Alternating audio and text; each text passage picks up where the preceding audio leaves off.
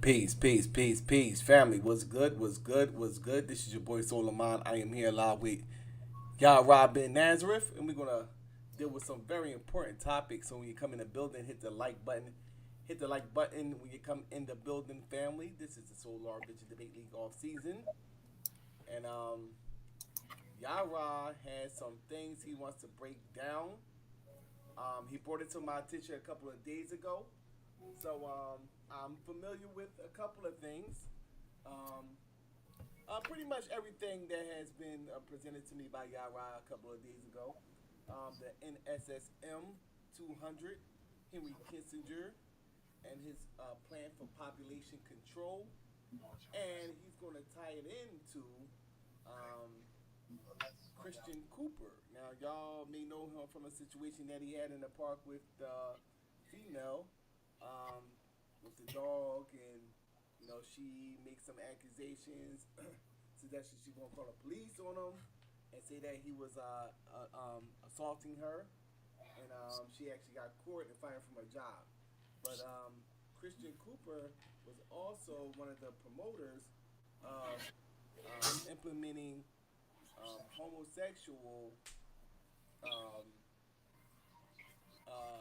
comic book characters. So we're gonna get into this whole thing. Yara Ben Nazareth is gonna break this thing down to the last compound and enlighten you niggas on what we need to know at this day and time. See, y'all get caught up in the other stuff. See, Yara Ben Nazareth is gonna come and he's gonna present some information that's gonna enlighten you niggas. So get your pens and pads ready, because he's going to make this connection.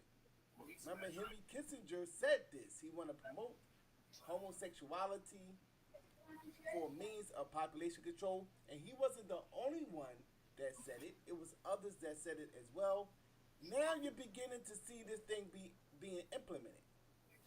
So make sure, I don't want to hear no conspiracy theory. I don't want to hear none of that. You know? Yeah, it's a conspiracy, but it's not a theory. It's a fact. He did say those things. So, without further ado, let's bring on Yarah bin Nazareth. What's going on, Yarah? Man, peace, Solar man. Shout out to man SVDL, the chat, giving all praises to the Most High God of Abraham, Isaac, and Jacob, to our ancestors, to Yeshua HaMashiach for the work that He has done. Oh man, I just want to just really get into some things, man, because a lot of what we see going on, man, I don't want us to be distracted, and some of us are not even distracted. It's just that some of us have we only see one narrative. Um, and the narrative that we normally see is not always the reality. And we all been enthralled in the last few weeks in the George Floyd's death at the hands of the Minneapolis Police Department.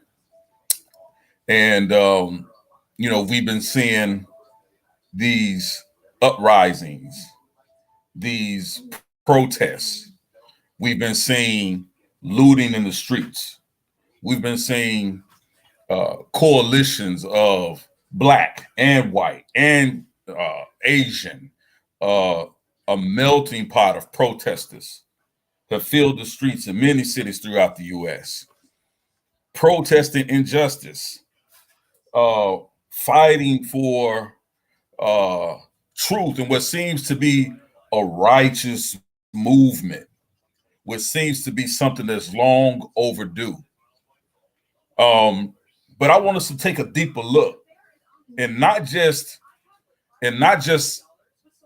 seeing what we're being shown as far as all of these different groups and different people and everyone coming out, even the NFL has acquiesced to the fact that Colin Kaepernick wasn't wrong for taking a knee, but now they are allowing all NFL players to take a knee at games during the national anthem and not to stand during the national anthem at games now. And we're seeing CEOs and leaders of companies being being removed because of racist comments and racist statements. And it seems like that the world all over the country, we've seen Nigeria rush the U.S. embassy in that country in the name of injustice in George Floyd. We're seeing uprisings and protests in Australia and different things against injustice, against the Aboriginal people in their land, just going against the oppressor.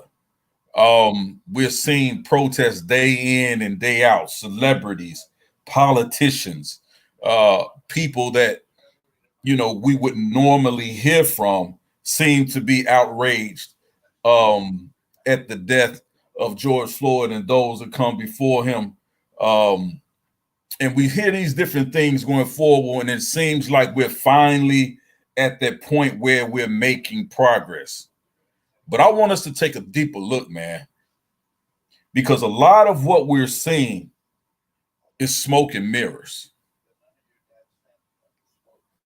We're all a part of what's being played out on the main stage in the whole grand scheme of things.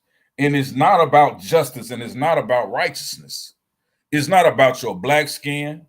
It's not about your right to vote. It's not about your right as a U.S. citizen. It's not even about them finally recognizing us as human beings. It's not even about racism. There's a much deeper, insidious level of things that are going on in this country. Do we all know what they're doing? Do we all know what they are? Absolutely not. But we do know that somebody's not telling the truth. We've had protest after protest after protest for days, and only a few states have seen a rise in the COVID-19 epidemic in new cases. But you've had thousands and thousands and thousands and thousands of people congregating, some with masks, but many with not. It's clear, you can see it. So somebody's lying. When we look at the numbers of how many deaths that have occurred because of COVID-19, they're not very far off the numbers that we see year after year after year for those who die from pneumonia and the flu and influenza. But what has changed? The narrative. The backstory has changed. We don't know if they're lying or telling the truth. But we can look a little deeper. We can think for ourselves. And if we see really what's going on is that there is now a political rumbling, a political push, right? That is almost reminiscent of the civil rights era of 1960s, right? And that narrative is basically this, is that we all are one, right? We all are one. We all have these inalienable rights, so to speak. We all have these opportunities before us that we can be a greater people, a greater nation, a greater world, if we all link arms together, hand in hand. Well, let's see who's responsible for a lot of this rhetoric, and let's see what's going on behind the scenes, because what we still see is there's still agendas out here that dealing with depopulation. There's still agendas out here that are dealing with destroying the Black community. Those things haven't gone anywhere. Those things are not going anywhere. But we have to be careful not to be distracted by the things that we see. And so, as Sola prefaced in opening up the show, I was reading an article in regards to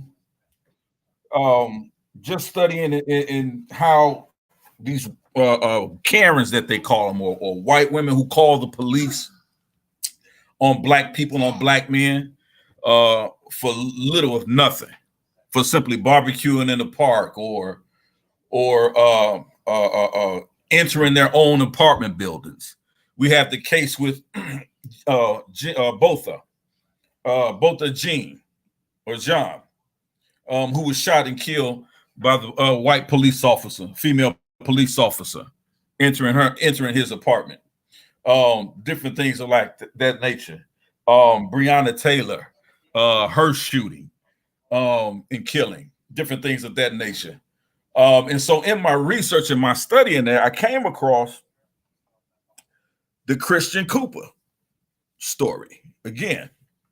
Now, a couple of weeks ago, right at the time of the George Floyd killing or murder, we see that this guy, Christian Cooper, is in the news.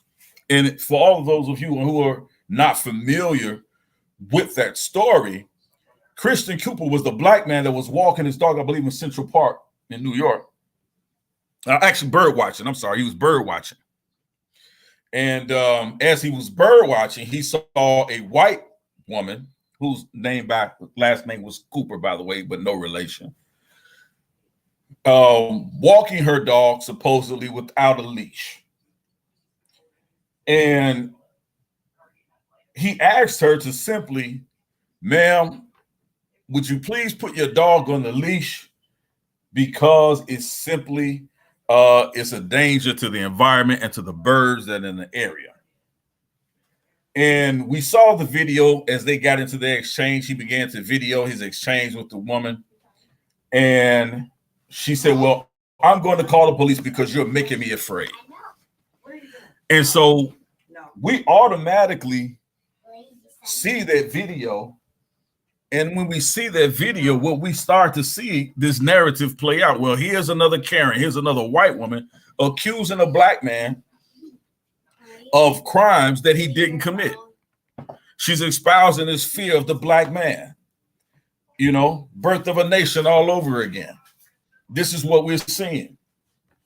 And so what we do is we take to the streets. We give an emotional response to that because of course, this thing is not right. It's injustice. And we're tired of being blamed for things. And we're tired of white people doing this and white people doing that. But we need to take a little further step into actually what's going on here, especially within the confines of this story. And as I began to research it, I began to see and find out that this guy, Christian Cooper, who's now in the news for a whole nother different story now, other than this incident, he was one of the first, and Sola, you can help me out with that because I think you got the information up on that, right? Did you bring up an article on that, on Christian Cooper? Yeah, in regards to his work at Marvel Comics. And so his background is, before this incident occurred, was that he was one of the early pioneers of the LGBTQA community in the 1980s and the 1990s. He was one of the early pioneers of this movement, or GLAAD, the gay and lesbian community. And so I found that to be very interesting for a number of reasons, right? Because he was one of the first black comic book writers at Marvel Comics. He was also one of the first, he also created or was co-creator of one of the first black comic book characters, as well as the creator of one of the first black homosexual comic books. Now, when we first hear about this story, they clearly know who this guy is, but none of this is never said. None of this background is never brought out. And people say, well, why is that important? How does that make a difference? Or what difference does that make when she simply is calling the police on him for no reason? Well, it's a big difference because everything is not what it always appears to be. And we're going to get into that tonight. So what I want to do is, I want to have you read some of that article.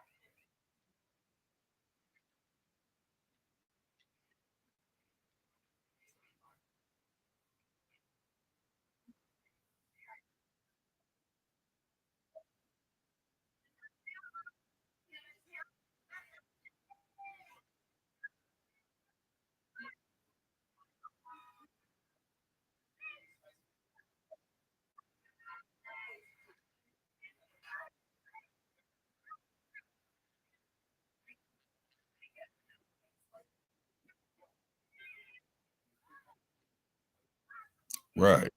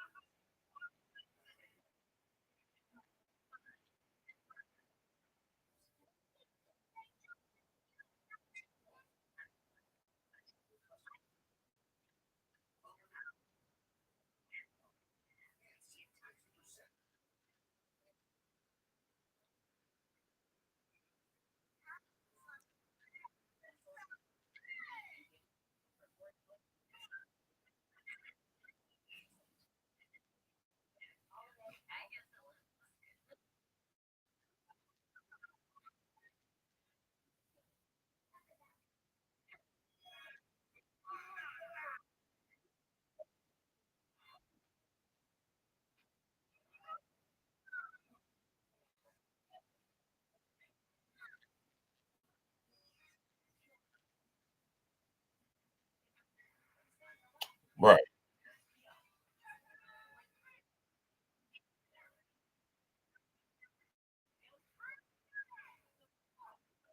Mhm.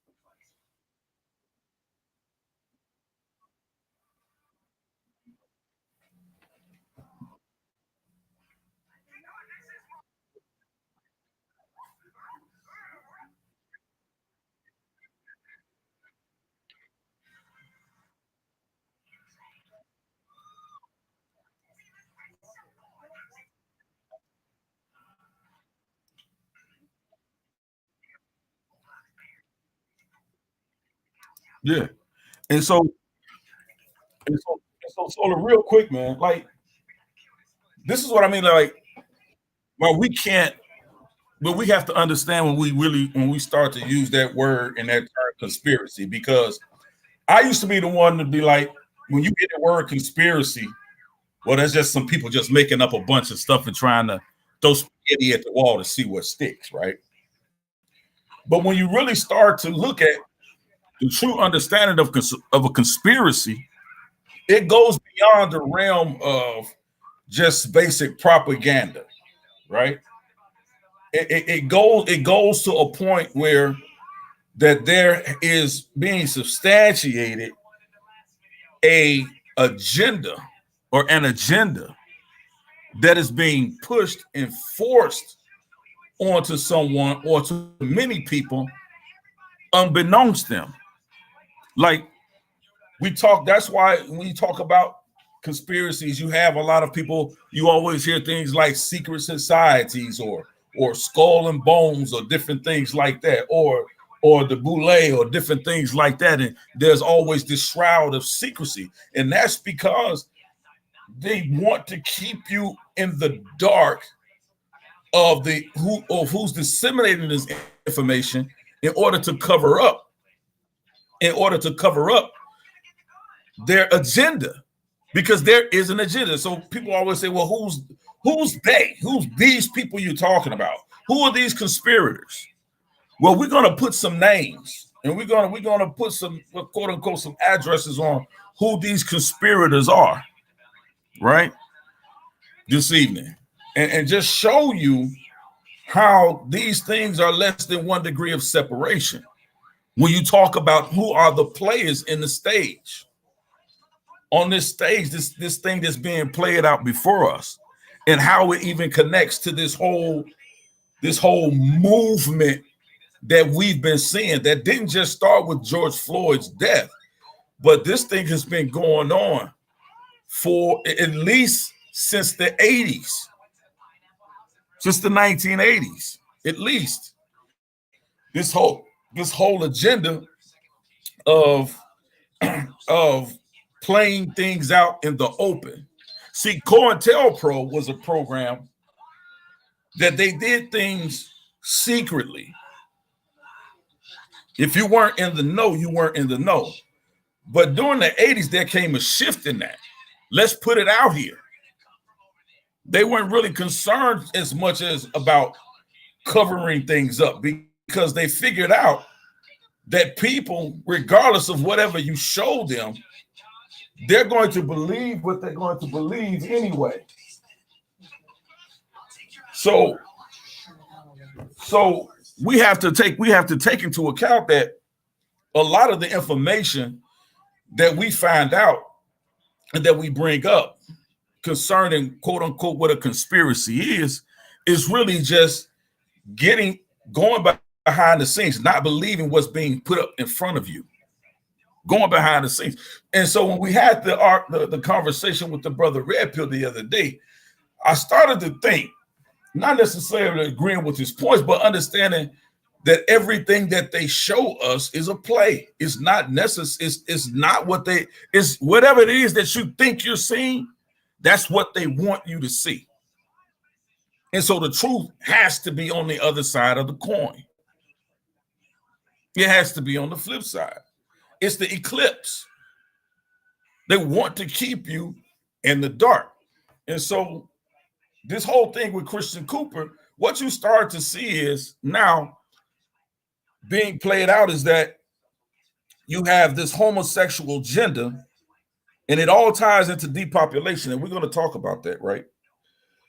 This whole homosexual agenda being shown, being proven here, being spearheaded by a black man. And this is why I say this, right? And it was geared, if you read Kissinger's 1974 report, he basically talks about depopulation. And one of the tools of depopulation that he wanted to use, if they wanted to implement, the U.S. government, what they wanted to implement was presenting homosexuality in the black community. Yeah. But what they wanted to do was they wanted to target it to a specific age group. Yeah. Yep. Yeah. And Yeah. basically, what they were Yep. saying, look, these older folks, we can't change their minds. They're set, but we can go after their children. Because if we can go after their children, we can teach them tolerance, quote unquote, zero tolerance bullying or anti bullying campaign. Those are anti gay campaigns, if you didn't know. It's really what they are, is what they sprang from. So their focus was on let's get the children. Because if we can get their children, if we can get their children to be more tolerant of our homosexual agenda, then we can raise a whole generation that won't stop us, that won't be adverse to our preference, that won't be adverse to our agenda. And this agenda goes hand in hand with depopulation. Kissinger says this and many others.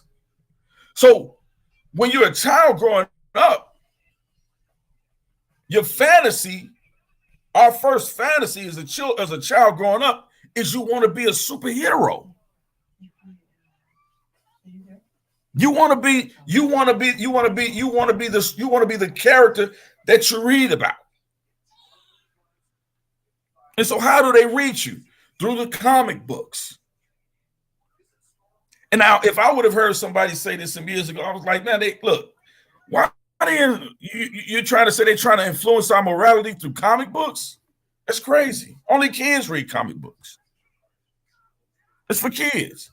But we clearly see here in the 1980s, 1990s, he's writing and this guy Cooper is creating homosexual characters in material that's being marketed to children. Ask yourself why. What's the purpose for that?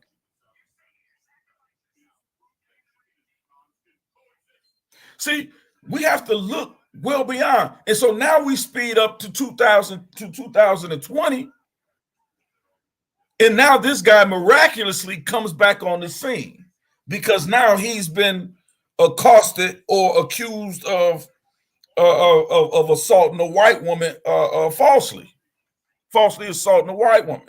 And she makes this call. So we hear this and we're focused on that.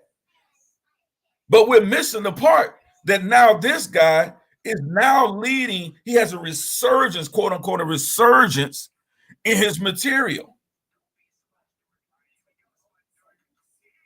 Because 20 years ago, what he was writing wasn't so popular. But now that Obama has signed into legislation gay marriage rights here in this country, now this guy he's back in demand. And I've seen some reports that Marvel Comics now is looking to bring him back on to head up a new division on implementing more gay and lesbian and LGBTQA comics and material. Who are they going to market that to?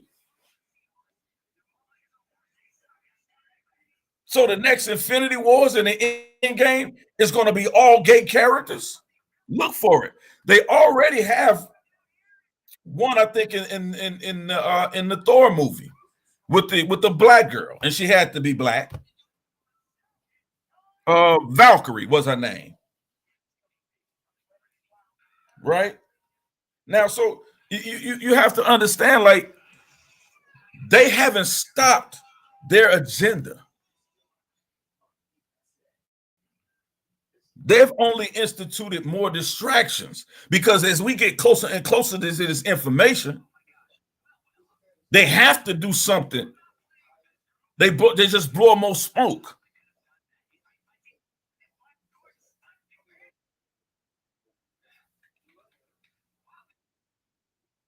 They tend to be very selective on what they want to actually promote as well. Like, I think that I was looking on the Wii, and you know, um, they got Punch Out, and I bought it because you remember Mike Tyson Punch Out. That was Yeah. a game that we all had when we was kids. So I bought the Punch Out, and they added this gay character on there. Now Don Flamingo looks a little sweet on there, but he had Right. the roles. It was like a kind of French thing or whatever, but it wasn't like definitively a gay character. But they actually now have a outwardly gay character on Mike Tyson Punch Out, and this is a boxing game. So like they're targeting certain aspects of or certain genres that is for um, young boys who's trying to emulate um, certain Right. things that they think was masculine. Like when they go to like you'll really see a girl reading a comic book because that was the thing that the boys did. You'll rarely see a girl playing a boxing video game because that's what mostly boys did. So they target those specific genres in hopes of once again planting the seed into the kids' heads, and it's all about kind of promoting is a movement. The LGBTQ organization is actually a movement, and Facts. they have goals and objectives within their movement. And one of the objectives is to if they're not going to make your child comfortable with being a homosexual, they're going to make them comfortable with accepting it in one way or another. So, um, and in the greater scheme of things, it's all predicated around this agenda that Yarah Ben Nazareth was just talking about with Henry Kissinger and his means for population control. So those things you got to keep in mind when you looking at this information, and then you can't take things just for face value. They do the same thing in Disney. They got these subliminal messages within the cartoons with the sexual things, and so they being predisposed and in many ways desensitized to a lot of these things. And yeah, I think that is important that we are aware of it so we can kind of weather the storm because that is a well-funded machine right there, and that may be why that woman got fired instantly because they seen his connections. Maybe he had some connections within Absolutely. the organization, and we thought it was a black thing, but it's more so the Exactly. LGBTQ thing, and they blasted her right off the spot because even when it's a black issue, it takes longer for it to get executed. It was almost like within hours after that Within shit was, hours. yeah, they fired her from her job. Wasn't even know they didn't even want to hear her side of the goddamn story before they fired her ass. So because they are very powerful and well funded. So um, yeah, it's crazy stuff. Now going back into the conspiracy thing, I think that sometimes when we hear things that we don't believe, we call it a conspiracy. Just because you don't believe it doesn't mean it's not true. You Right. know, because conspiracy theories has now almost is like a stigma or something to label as pseudo. That's another word to I guess make people shy away from even exploring it as something that can be affecting us. So the conspiracy theory is the fact that you believe that most of this shit is a conspiracy theory. You know what I'm saying? Like, because if he's saying that in his document, and then you're seeing it being orchestrated, yeah, they did conspire, but is it a theory? No, it's not a theory. It's just a fact. He Right. conspired to do it, and he was able to execute it. I mean, you can see it clearly. Henry Kissinger is still a very well respected, very powerful individual to this day. And when you see this agenda being orchestrated, I mean, looking at the document, once again, understanding the power and the influence that he has, of course he played a part in that. Of course he played a part in, ushering us into this particular era. Because I mean, this and it happened real quickly. I mean, um, by the time we went into the early 2000s, this thing was in full throttle. Remember in the Right. '90s, we didn't know, like you know what I'm saying, like we couldn't even fathom that the X-Men, out of all cartoons, they, Right. you know what I'm saying, out of all Right. cartoons, they choose the X-Men. Now you know only you know masculine boys watch X-Men, because I Right. even when you think about it, right, Yep. and it's not even a stereotype, but I mean it's kind of a prejudice in a way what I'm about to say, but Hmm. like we know like the gay dudes, they watch you know cartoons, but it may be like Power Rangers or some shit, you know what I mean, some old shit, you know what I mean. Whereas those like it's not really the masculine boys watch X Men, you know what I mean, because it was like kind of realistic and it was like you know what I mean, like we fuck with X Men, that's what we watched, like that was the shit, like you know what I mean, like Yeah. you know, like so the soft dudes ain't watch no X Men. You know, they Right. was watching other shit. You know what I'm saying? They probably go as far as maybe Ninja Turtles. You know what I mean? Something like, you know, Tiny Toon Adventures and shit like that. You know, the gay dudes watching. You know, we Right. watch X Men, man, and you know, uh, so that is a direct attack on not just the boys, but the boys that want to go to that are masculine boys, you know, Right. that are potential alpha males, you Right. know. So they have to now, and then like you said, along with the bullying, because Mhm. most of the time, what they call is a different is a cultural thing too, because bullying in the white community is different from bullying in the black community. Exactly. You know what I'm saying? Because bullying in the black community, most of the time, you know, is more like a rites of passage. You know, it's like more like um, if you move into a new neighborhood, you have to do a little bit of fighting, and those same people eventually become your friends. You know, Right. eventually. You know, so it's kind of like you know that whole thing bullying in the white community and people committing suicide and all that shit. You know, I don't know. We dealt with it. I guess we dealt with it differently. Bullying. Right. And let me say that about bullying. Right. This whole when we see like across the nation, like we saw this whole move for um these zero tolerance or anti-bullying campaigns, and along with that came a large section of gay discrimination classes. If you really look into the actual material, because remember in the news, it was a lot of complaints about that.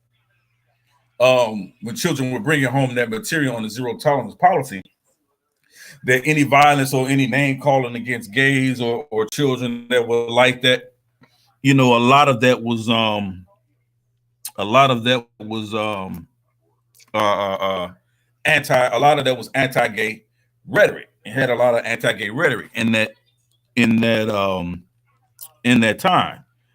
And so the person that implemented it was important.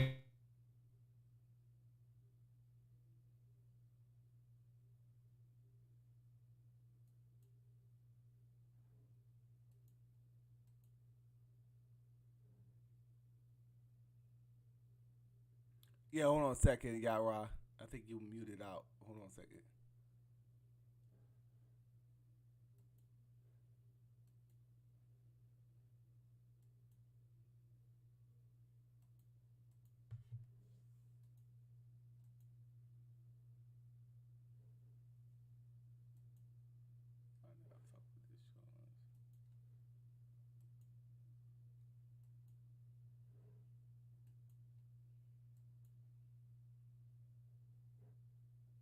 Hold on a second.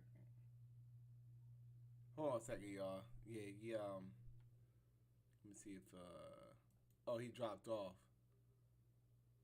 Yeah, the brother dropped off for a second. So we'll wait for him to come back in. I don't know why my mic is low. I don't know why it's low. I don't know why this mic is low. Yeah. Oh, he is. I think it should be good now, right?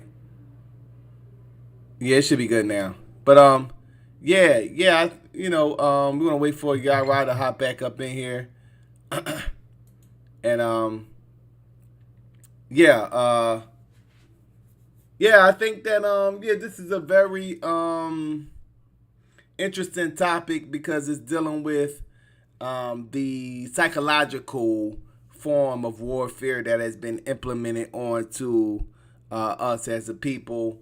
And I always say this almost to the point of redundancy. Um, I remember the first time I even knew what a transsexual was from Jerry Springer. And I never seen one before until Jerry Springer. You know, like a dude dressing up like a girl and they have a whole lifestyle behind that. It was Jerry Springer and shit. We thought it was just funny, like laughed at the shit. But it went from that to now it being normalized.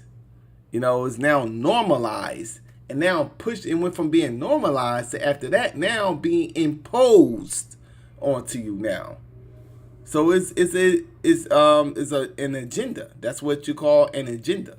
So they go to phase 1 to phase 2, and then they on phase 3 now, which now they are imposing their lifestyle on you, and then they're gonna force you to accept it. So it wasn't really for that generation. It was really for the younger crowd that was maybe born in the mid '90s,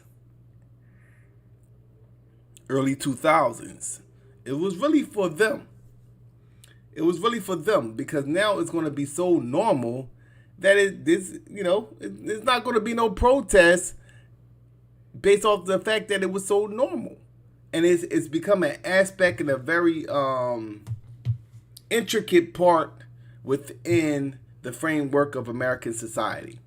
Like you got a outwardly gay cousin or uncle or aunt. Your mother's probably gay.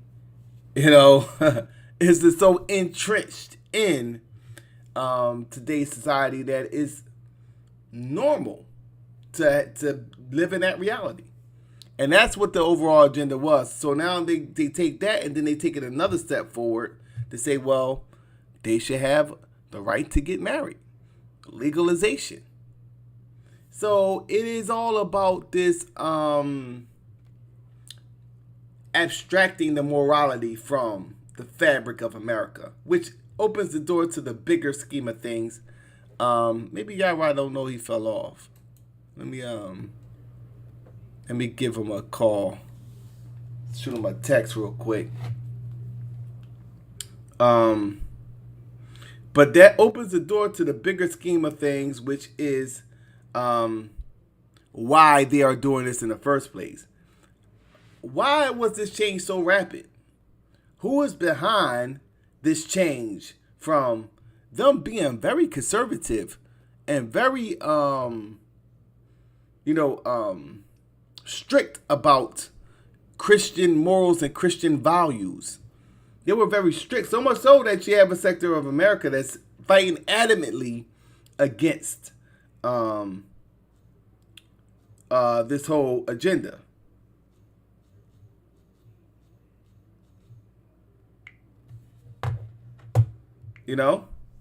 So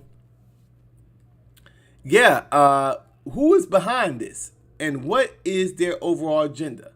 I believe that their agenda is to take away the morality from the society. This is how they're going to destroy America. America is going to be destroyed by uprooting the very foundation of what America stood on and was proud on standing. Hold on.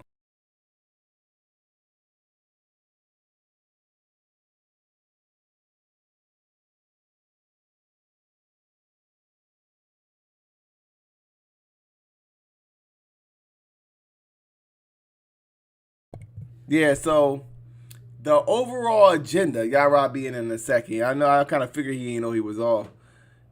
The overall agenda would be to abstract all of the foundational things that America stood on and developed into this great nation, this worldwide phenomenon, because they really trying to destroy America. So what they do, this was a Christian nation that had strength in Christian values, you know. Now they're trying to uproot that. Now they want to change that. So what they do, they begin to destroy those values. Not with just homosexuality. I know y'all gonna hate when I say this, some of you. With feminism. Because what feminism did also, it created a conflict between the man and the woman. So once again, one of the foundational things of the 1950s nuclear family was the family union and the strength behind the family. You know, that everybody had their role in the society. So they wanted to destroy that, and that's what they did. And you read about a lot of the psychologists, Piaget, and all those guys, Sigmund Freud, and Skinner. They're all dealing with the mind. They're all dealing with the mind and the psyche. And once they begin to understand how the mind works, they begin to manipulate it with propaganda. You know? So Yarah is back in the building. Yeah, peace. I'm just going in, man. I didn't even know I had fell off. Yeah, but where did you stop talking when I called you? What was you saying? Man, I was just talking about how about this guy Kevin Jennings, and now who is Kevin Jennings? Okay, Kevin Jennings. He's the one who created the zero tolerance anti-bullying policy. Okay. That we seen implemented in public schools across this country, right? And I'll tell you how he kind of connects to this whole thing, right? During President Obama's first term in office, he created this office, this education czar. The education czar was Arne Duncan, and how Barack Obama picked this guy is because he was the president of the Chicago public schools at the time, this guy Arne Duncan. And so Obama, during his first term, handpicks Arne Duncan, right? Now Arne Duncan becomes the education czar, and he is best friends, longtime friends with this guy Kevin Jenkins. Kevin Jennings.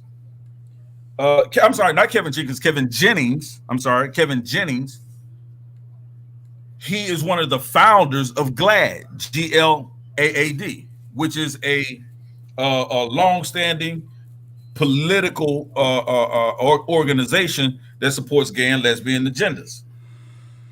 And so he tells you, Kevin Jennings, that in his early tenures, before he's handpicked to do this zero tolerance policy, that part of what his agenda is bringing together gays and straights, is how he termed them, gays and straights, in order so that they can teach tolerance among them. So during Obama's term, he's handpicked, he's put it in this, and he's given this opportunity to implement this policy, and they do it, and they call it the anti-bullying campaign.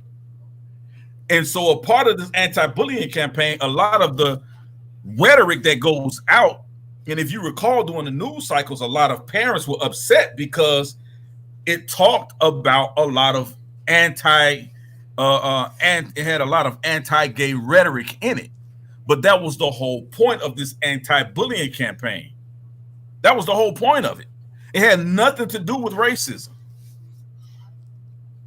It had nothing to do with the rich and the poor, but it was solely based on tolerance for gays at a young age, at school, for school-age children. And if you look back at Barack Obama's presidency, a lot of his major legislation was tied to the gay community, the implementation of gay marriage. Oh, what do you call it? When the co-ed bathrooms, when they would allow people to go in the back, to have the men and the gay men, transgender men go into women's bathrooms and vice versa, Right. even in your public schools. See, when people try to say, well, Barack Obama did a lot for black folks, well, he did a lot for the gay community. Because even in the gay community, you still have forms of racism. So we have to ask ourselves, what platform was he really built off of? And when you go back and look at his legislation, it's absolutely clear. And so when we look at these connections, how these things are connected in this agenda that they're pushing, like I said, this thing has been going on for a number of years. And so I wanted to bring out how we know that this thing is a conspiracy, because they clearly tell you this, right? And it's not just homosexuality where these things are is being used, but I just wanted to show you that their agendas never stop. Their agendas never stop. So in the 1990s, in 1989, there was a book that was written called After the Ball. It's called After the Ball: How America Will Conquer Its Fear and Hatred of Gays in the 1990s. Says it's a 1989 book about LGBT rights in the United States by the neuropsychologists Marshall Kirk and Hunter Madsen. Now, Marshall Kirk was a neurophysiologist, right? But he was a homosexual. And so what they decided to do when he got with this guy, Hunter Madsen was a marketing expert. And so this gay neuropsychologist, Marshall Kirk, and this gay marketing expert, Hunter Madsen, they got together and they created this book. And inside this book is what they clearly lay out their agenda. And their agenda is to market tolerance towards young children in America, so that they would grow up having this tolerance or this large acceptance of the gay and lesbian community, so that they would push back, so that their agenda can be furthered. See, they playing long ball. They're playing long ball. And so, again, the book is called After the Ball: How America Will Conquer Its Fear and Hatred of Gays in the 90s. And I'm just reading from a Wikipedia source, just for the sake of this conversation, right? And so listen to what they say. They say Kirk and Madsen argued that at the time they were writing, the gay movement had to a large extent been unsuccessful, and that some of the limited victories it had won were in danger of being overturned. They put forward a new agenda to advance the cause of gay rights. I mean, it's clear. And this is the book, and this is what they set out to do, right? But let's get into it just a little bit further, right? Just so we could see exactly what was being said once this book came out, right? So it says here, Joe Winkie noted in the Huffington Post that Alan Sears and Craig Austin considered After the Ball a work used by gay rights activists to subvert American culture, and were outraged at what they considered its Machiavellian activist strategies. According to Winkie, Kirk's own assessment of the book was far more modest than of Sears and Osteen. He quoted Kirk remarking in 2006 that while the book was widely read by gay rights activists when it was first published, most of them regarded it negatively, and that while many of its techniques have been used by activists, it had no current influence on them. However, Robert R. Riley argued that Kirk and Madsen's proposed strategy of portraying gay people as victims was successful. This is a strategy. This is an agenda that these people set out to have. And then This is how you get to where we are today with a lot of the policies that we see happening around us. So I brought this out to show that their agendas never stop. As much police brutality we have to march against, as much poverty we have to fight against, their agendas never stop. And so what they do is they always have something to keep us looking in one direction. And the one direction we're always looking at is racism and police brutality and poverty. They keep us looking in the same corner. So if they can keep us focused on just that 1%, we're not going to see what the other 99% are doing.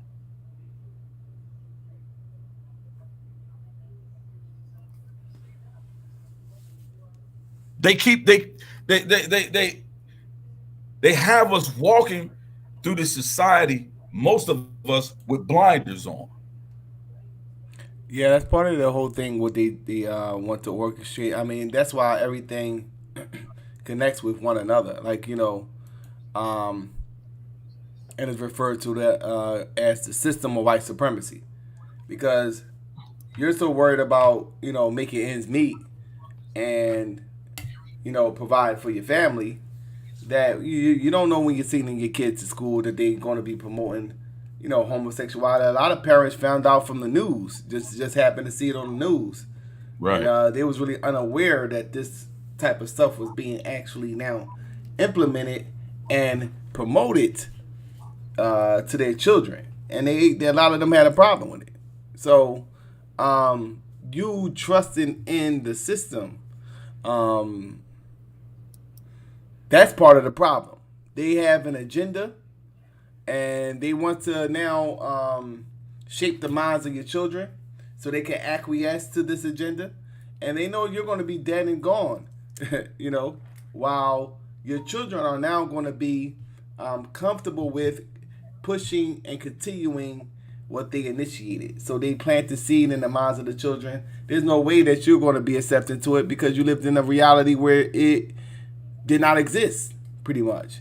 And you see the change. So they're not doing that to change your mind. They're doing it to now condition a person that was born, growing up and raised where that's all they see, So that's how that works.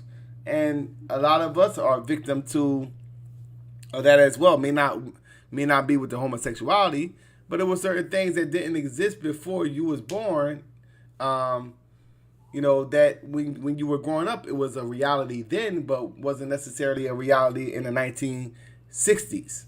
So that's how they keep push the mantle forward, and that's why they created a culture of they make it.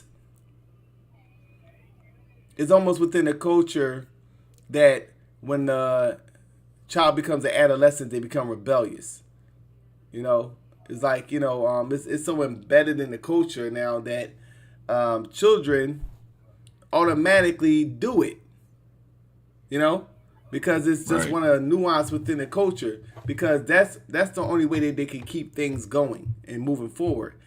And things are in constant change from one decade to the next decade. So, baggy jeans in the 90s. By the late 2000s, it's tight jeans.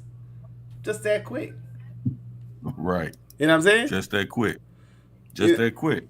Yeah, so I don't know how it just came out of nowhere. Because I know about 2005. I was only 25 in 2005, so I still was into fashion.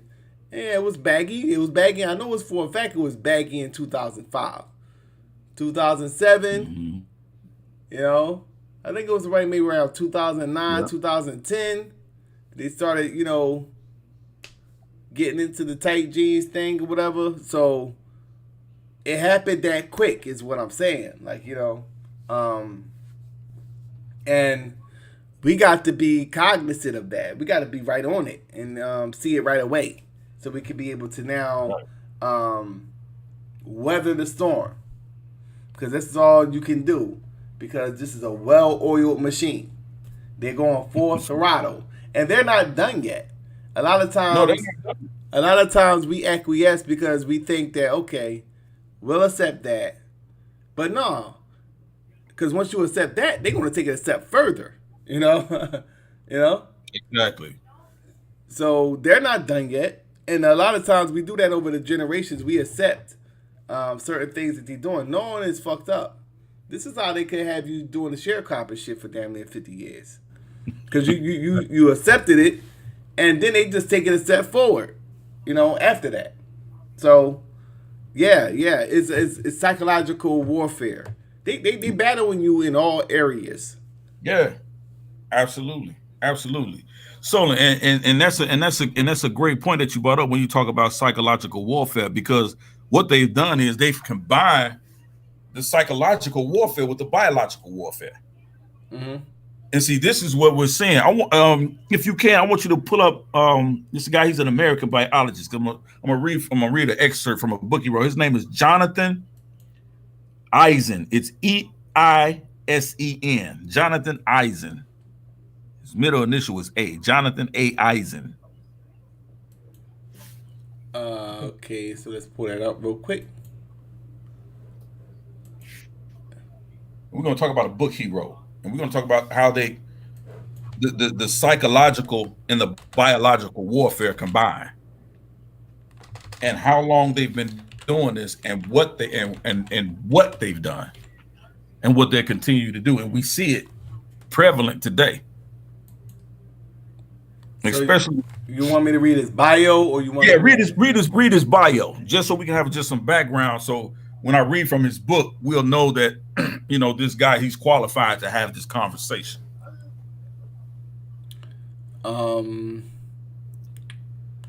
Jonathan Andrew Eisen is an American evolutionary biologist currently working at University of California, Davis. His academic research is in the fields of evolutionary biology, genomics, and microbiology. Right. And he is the academic editor-in-chief of the open access journal PLOS Biology. Yeah. Now that's heavy in and of itself. And so he wrote this book that I want to bring out. So can I share my screen real quick? Because I guess I can read it. Yeah. Let me share my screen real quick.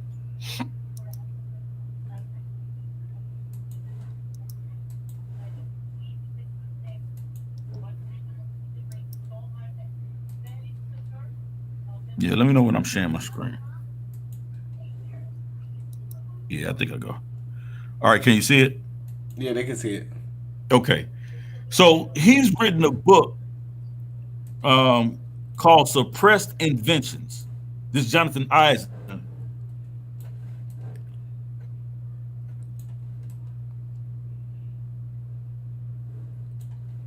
We just read about and other discoveries. And I just want to read from what he says here on page 64, halfway mid space. He says a lot. I'm actually ordering this book because there's some deep information here. I've been reading through it last couple of weeks. But listen to what he says. He says AIDS, gays, blacks, and the CIA. And this is what Eisen writes. He says, it is also noteworthy that in 1975, 5 years following the signing of the Geneva Accord by Nixon, congressional records reveal that the USPHS, through the Special, i.e. Covert Operations Division of the Army, continued to supply biological weapons, including deadly neurotoxins and viruses, to the CIA, which illegally stored them in their Fort Detrick facility for future unsanctioned uses. What are we dealing with today in this country? Corona viruses. Right. This is what we're doing. This is what we're dealing with today. And this is what we're talking about, how they combined the biological warfare with the psychological warfare. Right? So I'm going to continue here. It says, though records of who initiated and directed this covert activity were destroyed by the CIA, along with the famous Watergate tapes, Mr. Nathan Gordon, former chief of the CIA's chemistry branch, Technical Service Division confessed knowledge that some of the stored substances were to be used to study immunization methods for diseases vis-a-vis, who knows, cancer. You see what I'm saying?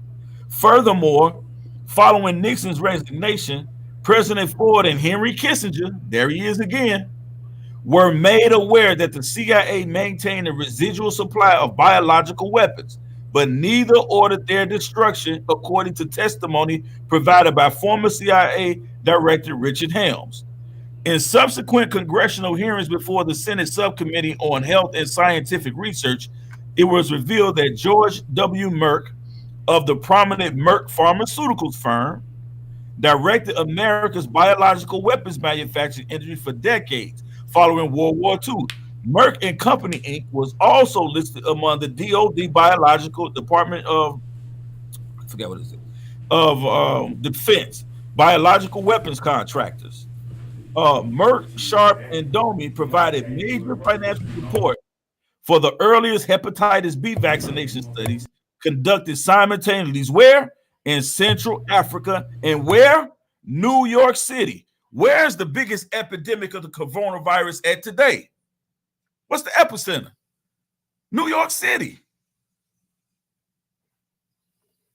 And there's nothing new, family. They've been doing this. During the early 1970s, several authorities have argued these vaccine trials might best explain the unique and variant epidemiological patterns of HIV/AIDS transmissions between the U.S. and Africa. What is the first thing Europe said months ago when they started coming up with these vaccinations for the coronavirus? What did they say? Let's test them out on the folks in Africa. Let's do our human trials in Africa. This is what they've been doing. Smoke and mirrors, family. The vaccine was prepared in the laboratories of the Department of Virus and Cell Biology Research, Merck Institute for the Therapeutic Research, West Point, Pennsylvania. The placebo was also prepared in the Merck laboratories. During the Holocaust, Nazi scientists assayed non-Aryan blood to determine race-specific disease susceptibilities. Blacks and homosexuals, along with Jews, were persecuted by the Nazis. Over 10,000 gay men were murdered. Now, let me get to this part right here. Page 65. I'm reading from Jonathan Eisen's Suppressed Inventions, right?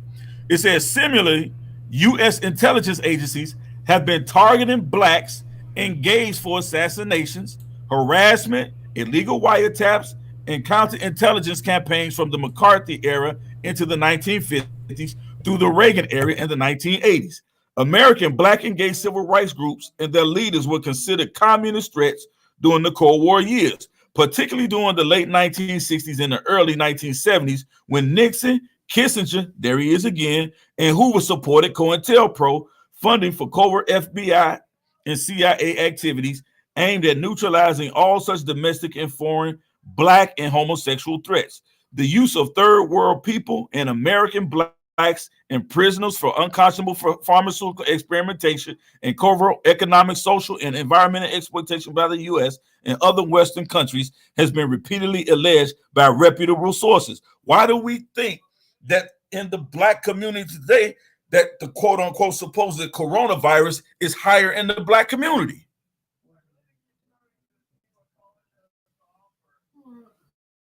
They simply wanted to attribute it to lack of health care, access to health care.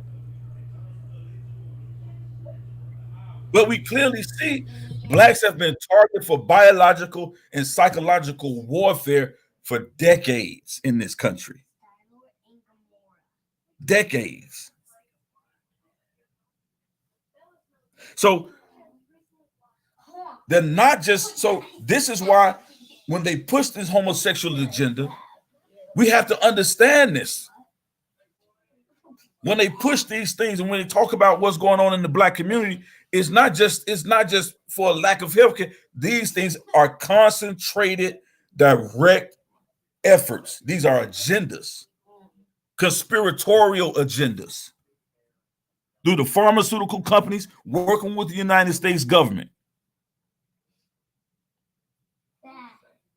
We clearly see it, people. So, like we got to understand, like a lot of the stuff was going on here. A lot of stuff was going on here. We got to pay attention, man. We get hit by the COVID. We get hit by this COVID-19,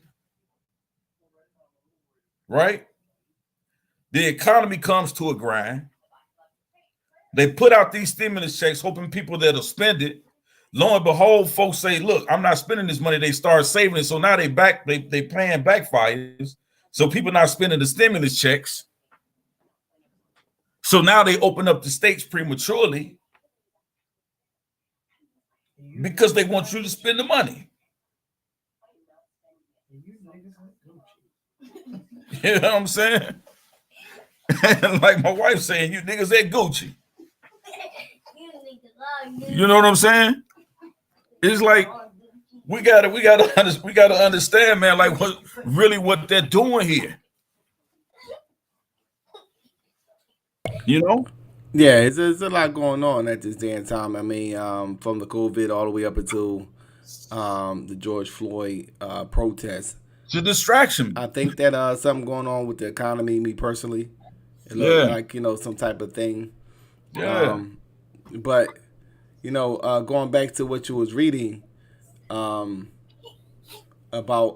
COINTELPRO and it being affiliated with this overall agenda of promoting gays and promoting homosexuality in the black community, and it goes back into them in Nazi Germany and all the things that they kind of been doing over the years with this form of warfare. And you talking about the psychological operations along with the genetic, kind of merging, all these avenues now for their specific agenda. And anybody who is unaware, genetics is just another term for eugenics. Facts. Because remember when they so when you hear that I'm a genetic biologist, that's a eugenicist. Exactly, Solo. Because that term didn't come to after Nazi Germany fell, and they biologized a lot of the lingo within the American Eugenics Society. So they'll change it to biology or genetic. So when somebody say they're a geneticist, they're a eugenist. Because that's all eugenics was. It was the studying of who was genetically fit and who was genetically unfit. So eugenics was studying the genetics to find out who was more superior and who was less superior. And then so that's all it was. It obviously had racial connotations to it, but still yet they was trying to genetically prove their superiority. And when it failed, they had to reword everything and come up with different strategies. So now, what is being done now today is the studying of genetics for the purpose of eugenics. Facts. So when you understand that, from them initially thinking that they are just naturally the superior race, them finding out that was not the case, and now them understanding genetics, so they can now take your genetics and put it into themselves, so they can then be the superior race. That's exactly what's going So when you're talking about melatonin and all the different things that we now these different pills that you could take, Viagra and all these different things, do know that this is from experimentation. This is where they're getting all this technology from, and especially the melatonin. They say it's from animal pineal glands, but you mean to tell me all these black people with pineal glands are dying and they're not extracting those pineal glands? Man, this is over. One of the main things that was researched is neurology, and then melanin is the second most researched, gland in the field of biology. So this is something that's heavily studied. and they come in with all these different products for you now to take a melatonin pill, and it deals with the sleep patterns as well.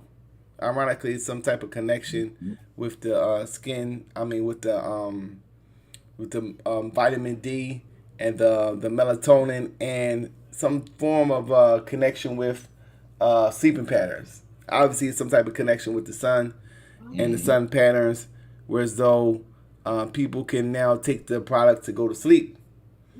And now they having like these injections where they can inject the person with melanin to make their skin look darker. Right. Some people put melanin in the suntan lotion. Facts. That's all eugenics. It's just modern day eugenics. They now taking your genetics and now using it to make themselves once again superior, because that's the overall objective. So all of that is connected, but while at the same time they're orchestrating this agenda, and they are using the understanding of estrogen, and now they're putting it into the foods. Facts.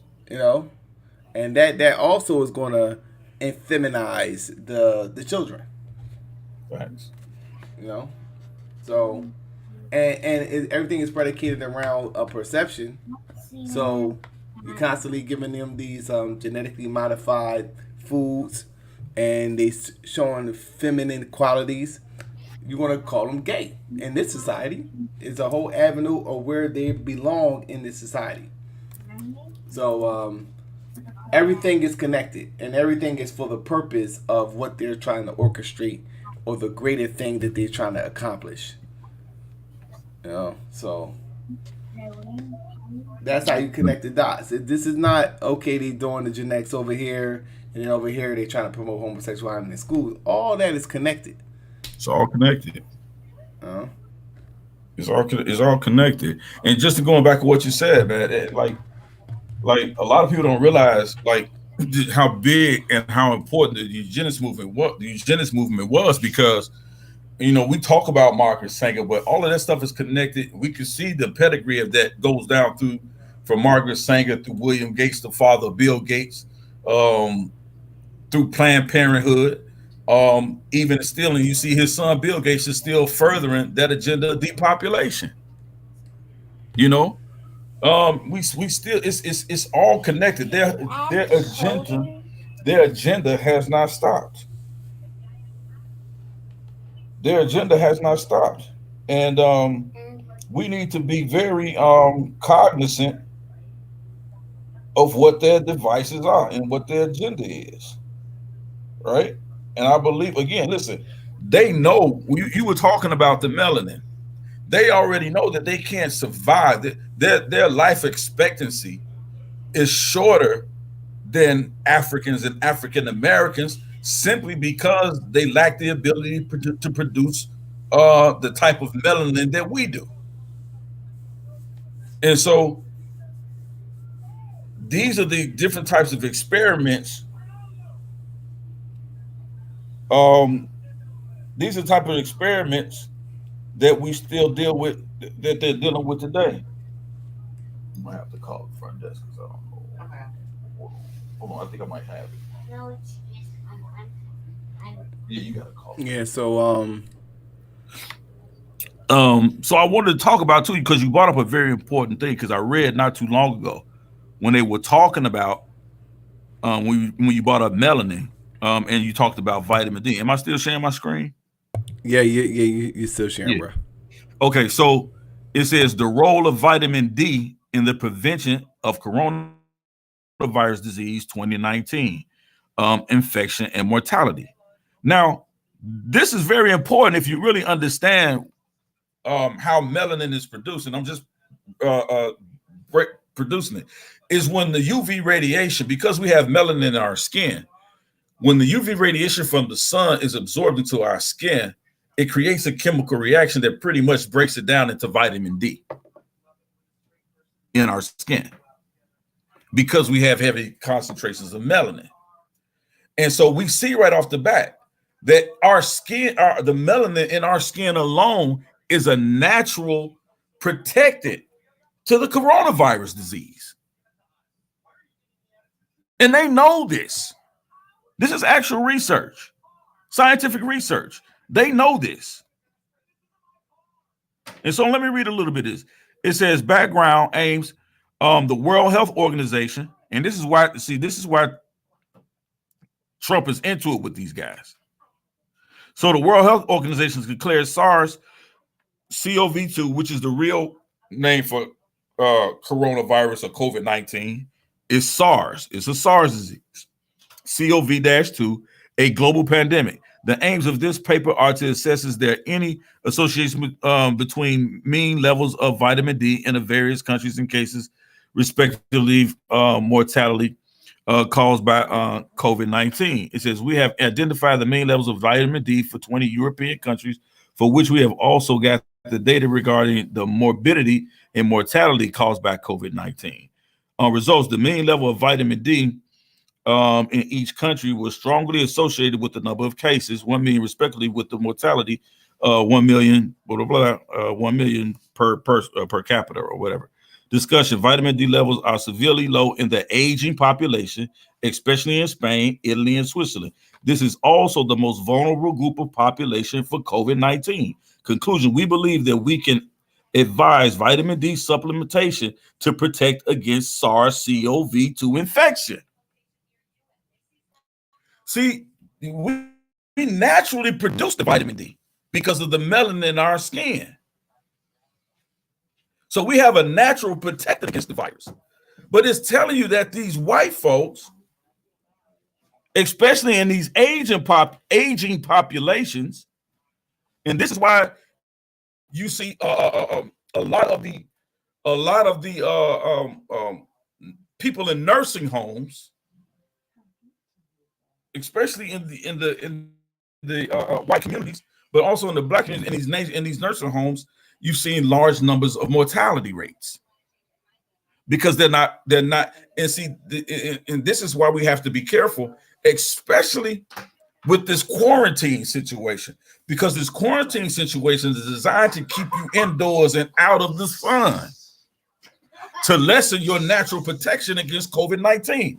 This is not a conspiracy. We're not making this up. This is what science tells us. And so now they're telling you, be careful, don't overdo it on vitamin D. This is what this is going around in the news now. Because of these types of reports and scientific studies that have come out and telling that vitamin D is a natural resistant to COVID-19. How is that possible? And see, this is why, and so we're talking about how melanin is so very important and so vital to their survival in this country. Even that's their whole purpose of bringing us over here in the first place. Because they couldn't work down in them cotton fields. They had that heat was killing them, burning them up. They had to find a workforce of people who could actually, a slave force that they could actually work those fields, those cotton fields down there in them southern states. Because the sun was killing them. They came over here and took the land and couldn't farm it, couldn't live, couldn't work on it.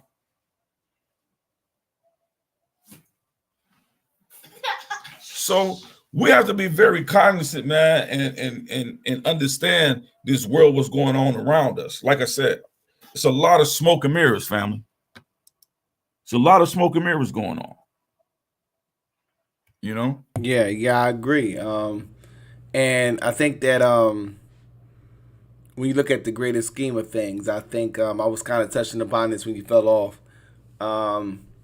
that the reason why they are promoting this, because you see that in the 1950s, that was like, they call it the best generation, you know. And the reason why they call it the best generation is because we was going into a different era. And this is when they began to really implement heavy their forms of psychological warfare, mind control, So, um, and Americans didn't question the government.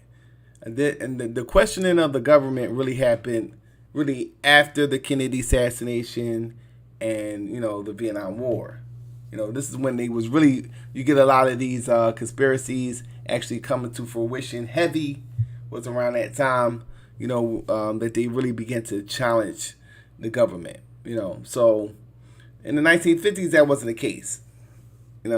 Everybody went kind of along with what was being presented to them. They allowed, because the TV just was invented, so this phenomenon had a big impact on shaping the minds of the people. So, fast forwarding up into today, you're dealing with a very sophisticated form of that. And at the same time, you're dealing with a breakdown of the American culture. A breakdown of the norms and the mores. The morality has been subterfuged by the people who actually created it in the first place. This culture centered around Christian values. So they want to do away with the culture. So what they do, they disrupt the family. They destroy the family, and homosexuality is just another means for population control, and also to destroy the family, creating division. They want to implement this type of lifestyle to uproot America from the very moral foundation that it stood on. That's pretty much what it was saying in V for Vendetta. You remember that movie? Yeah. In the beginning, he had a little speech and he was like, what destroyed America? It wasn't a nation. It was that they were so immoral. That's what destroyed America. So he put it right in the movie. In the beginning of the movie, he breaks down how America was destroyed by they got so entrenched in immorality. That's what destroyed them. Right. So that's what they are actually doing. They are actually destroying the value that they once stood on. It's a contradiction. That's why it's so controversial. Right. And listen, I again, like I'm a believer, man. Like they don't have their agenda anymore. Like it's being like they put it in front of our face because I think now they're at a point now where it's laughable to them now that they think we're so encapsulated by things and we're so engulfed by things that are so unnecessary in life that they've dangled enough carrots in front of us that they can tell us what they're going to do and what they're doing and what their end game is. You understand what I'm saying? And sit back and have a laugh at it. You understand what I'm saying? Yeah. Like we look at the when we put everything together and we look at somebody putting a comment in the chat, they comment in the chat, so what's the end game? Right? And so like this last, and let's tie this back to Cooper, right? Let's just bring it full circle. We talk about Cooper and how he started out with Marvel. And so now we had a few months back, we had the Marvel, the last Marvel Avengers Infinity Saga movie. The name of the movie was The Endgame, right? So what was the plot of The Endgame?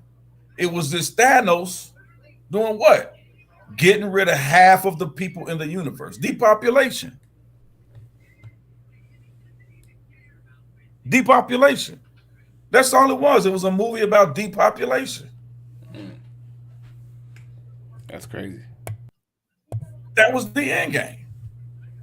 You see what I'm saying? And the thing of it is that they spent most of their time chasing around things, trying to get understanding and knowledge. You know what I'm saying? And how to, so they can defeat it. And the only way they could defeat it was not to look toward the future, was to reach back in the past. That was their only hope. was to go back in the past and undo what had already been done. But we don't have no time of change. We can't go back in the past. Yeah, facts, facts. You know what I'm saying? So our so they've already have the stage set for their end game, and it's depopulation, because depopulation only serves their survival, because they see what their end is going to be. They know they cannot survive on this planet and in this universe. Yeah, I was looking at the the rates of skin cancer, and it was like Mhm. it was high in the areas in which they colonize. Um, Mhm. I think South Africa has a very high. Australia has a very high case of skin cancer. Um, so it's in the areas that they went and colonized, and I guess they're not fit for the environment, but they try to fight that. So they're popping up with the cancer, and you gotta ask the question of nobody else really have to deal with that reality but white people. What if the secret is that they're not even human, bro?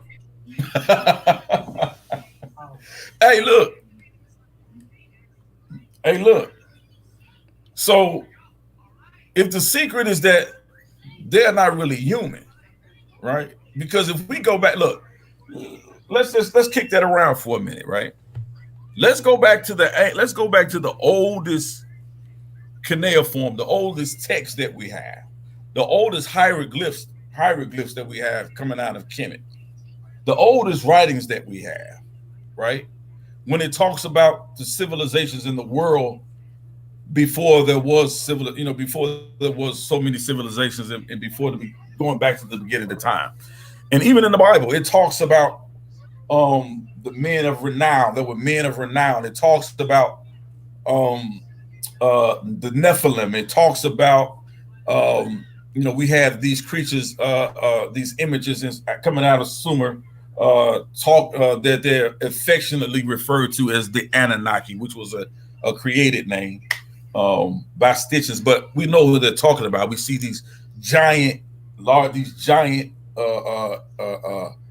images, and we see lording over smaller men, or average sized people. We see the same thing in ancient Kemet, whether you refer to them as natures, or they're just deifications of nature. You see them, these larger than life characters, um, that are ruling over men, and then you talk about different things, these celestial bodies and signs that we see in these observations of the stars and different things like that. And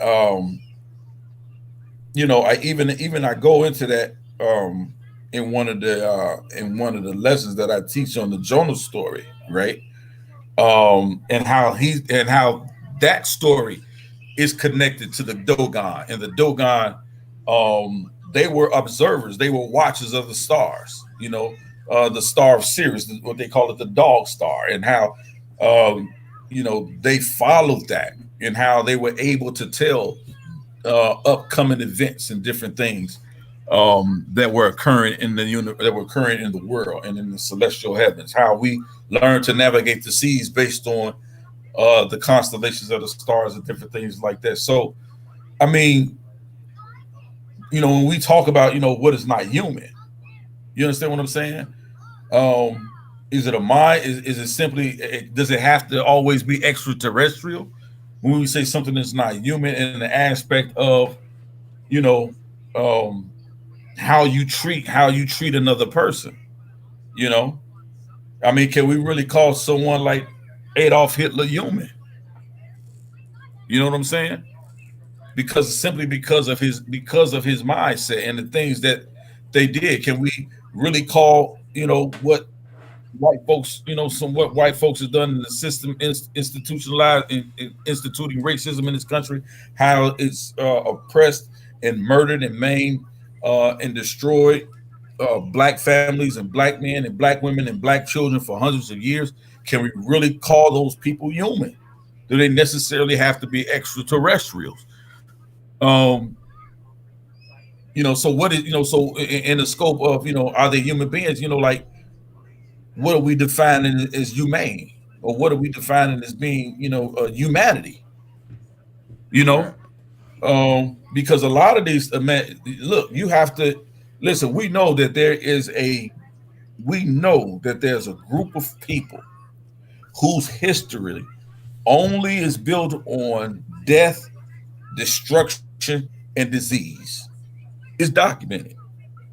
We don't have to make racist statements to say, hey man, those white folks do that. We can go back from now, 2020, and go back as far as we can find them in any instance where they were in power, and see that that does not follow them. That's their modus operandi. That's their MO.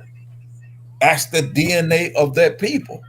That anything that they come in contact with, death, disease, and destruction follows. So, we have to, we have to consider these things now, whether or not they're extraterrestrials. I won't even argue that, you know. But what is it, but what are we even calling humanity today? To handcuff a man, put him on the ground, put your knee in his neck, listen to him beg for his life, call out for his mother, and you apply more pressure that you choking off his air supply, that he asphyxiates and dies. Can we call that a human being? Yeah, they like empathy and remorse, Exactly. so it's definitely something that needs to be evaluated. The thinking and the thought process of how the mind of the European works, and why he justified that. I think Francis Cress Welsing deals with it somewhat. Um, Nellie Ford talks about it. I think it's a book called Psychopathic Racist White Man. Facts. Um, Kind of deal with it. Michael Bradley speaks on it a little bit, but nobody really did an in-depth analysis breaking down um, what exactly is a European. Because, you can really see it through the spirit um, of the individual. So we're going to close this thing out for now. I'm going to let Yarah go ahead and close it out. We at the 12 o'clock hour here on the East Coast. So we're gonna have to do a whole show on specifically that. You know. Facts. So go ahead, Yarah. You can go ahead and close it out, brother. Again, peace to you, Solar Man. Appreciate you, man, for having me on again. Once again, peace to the Solar Vision Debate League, man. Family in the chat, man. Thanks for the viewers coming out, man. This is what we have to say, man. I want to get a little bit more, man, in depth into a lot of different things, man, even going into the psychology of religion in this world and how that's even used against us. So, from all aspects, and it's clearly unbiased. The Christian, Israelite, uh, Luciferian, Islam, whatever, all the Abrahamic religions, non-Abrahamic religions, atheism. We're going to go through this. I want to get into the psychology of that and how that actually has worked for and against us, regardless of whatever belief system you have. There's some aspects of it that has been tainted, and we have to look at that, and not because there's untruths, but it's how it's being disseminated and delivered to us. But I just want to encourage my people, man. Look, be vigilant. Be strong. Be aware. You know what I'm saying? Take nothing for granted. Um, please, please, whatever you do, whatever you do, look beyond what you see. Look beyond what you see. You know, that's what I call going beyond the veil. Go beyond the veil, man. You got to go past the curtain. Yeah, definitely. So with that being said, we're gonna close out for now. Once again, shout out to Yarah bin Nazareth. As what you already heard, he will be back on dropping some more information. So make sure you be in the building. Tomorrow we're gonna bring, I believe, Red Pill Rescue wants to come back on and do his thing, breaking down that gematria science. So make sure you be in the building for that, family. Until next time, this is the Solar Vision Debate League.